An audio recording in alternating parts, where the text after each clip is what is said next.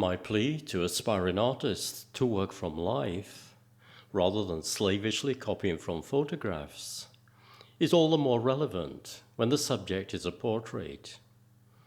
In this day and age, the camera has become the means by which the artist captures the sitter's features.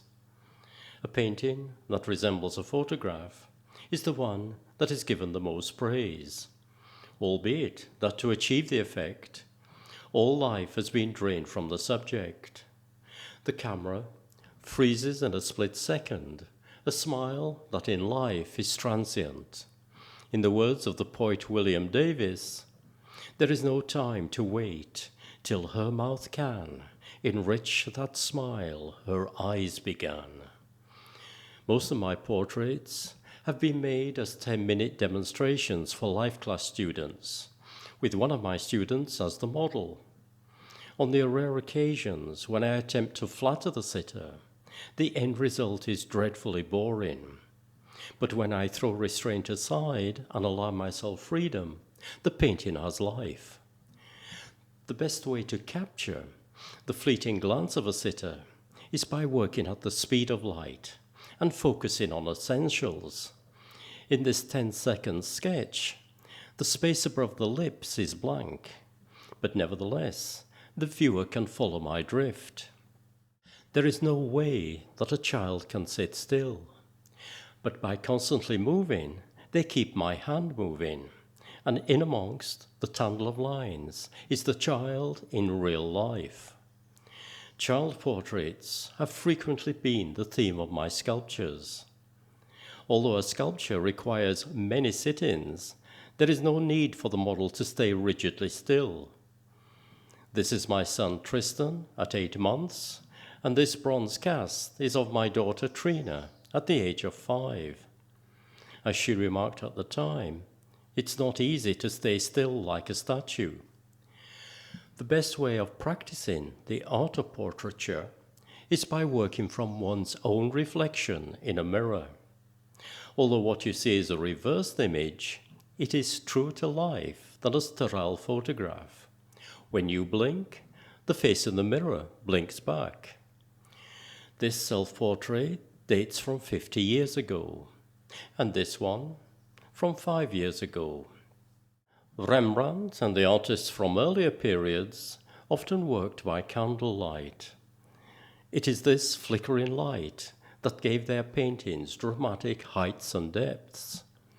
There is no way that Toulouse-Lautrec, Vincent van Gogh, and Felix Topolsky could have transmitted life into their portraits by copying from photographs. Likewise, all of my portraits have been made from life. The end result cannot qualify for the accolade of looking just like a photograph, but my portraits can claim to have retained a trace of the living and breathing model. In the demonstration that follows, I am painting from my own reflection in a mirror. The time taken from the initial sketch to the finished painting was 5 minutes. The commentary does not follow the demonstration frame by frame, but conveys my approach to painting in general. And it is the approach to painting that counts. If after 6 demonstrations the message hasn't sunk home, it never will. The viewer should bear in mind that although the format of a video screen is suitable for landscapes and the reclining figure, it is unsuited for the vertical format of portraits. A portrait cannot conform to a wide screen, and the limitation hampers my approach.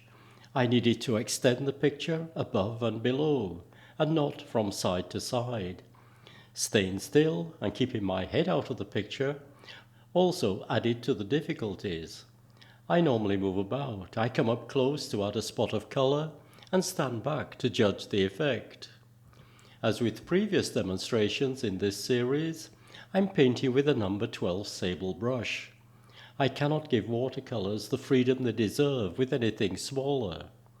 Charles Hawthorne, in his book Hawthorne on Painting, begged his students to swing a bigger brush and to see the subject as spots of color. He also rightly claimed that a good painting is the result of a passionate emotion, and that careful painting destroys that emotion. Most aspiring artists are searching for a magic formula, or at least rules which they can work by.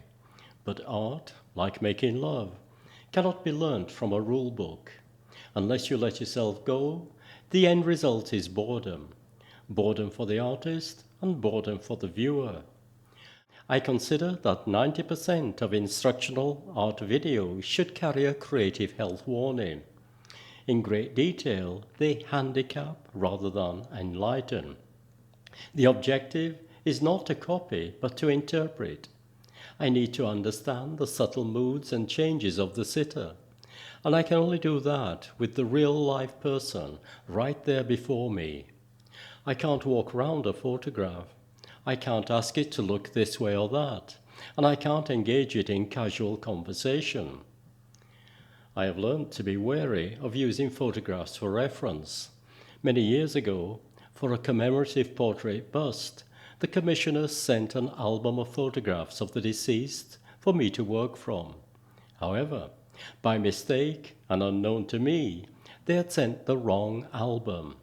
After 3 weeks' work, I presented them with a sculpture that was the spitting image of his best friend.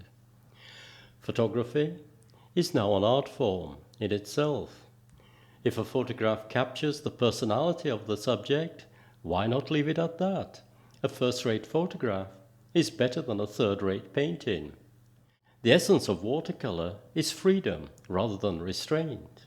In allowing that freedom, thousands of mistakes will be made along the way. Every watercolor is a mistake about to happen.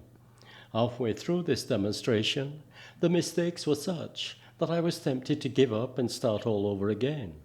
But I am now glad that I didn't, for it shows that mistakes can work in one's favor. Those who have followed this series of videos know by now that my approach to painting is contrary to the norm, and I intend to keep it that way.